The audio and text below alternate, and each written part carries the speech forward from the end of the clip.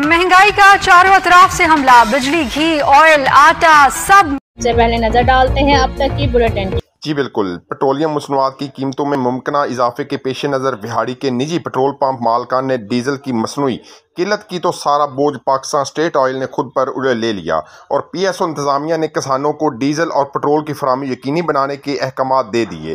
PSO petrol pumps पर petrol और diesel की तरसील जारी। किसानों ने कहा कि इस वक्त गंदम की कटाई के साथ साथ कपास की बिजाई का वक्त है, सर पे है, जिसकी वजह से इस वक्त किसान को ट्रैक्टर और ट्यूबवेल के लिए डीजल अज़ खद ज़रूरी है ताकि किसान बर वक्त अपने मामलात पूरे कर सके। किसानों ने कहा कि ऐसे मुश्किल वक्त में पाकिस्तान स्टेट ऑयल ने किसानों को साथ देते हुए डीजल की फराहमी जारी रखी हुई है, जिस पर उसका शुक्रिया अदा करते हैं। काश्तकारों का भी कहना था कि PSO की जानिब से इस वक्त किसानों को डीजल की फराहमी जारी रखी जा रही है और PSO और इंतजामिया ने निजी कंपनियों के खिलाफ क्रैकडाउन जारी रखे हैं ताकि किसानों का इस्तेमाल ना हो। डीजल मिलने पर किसानों ने खुशी से नहाल होते हैं।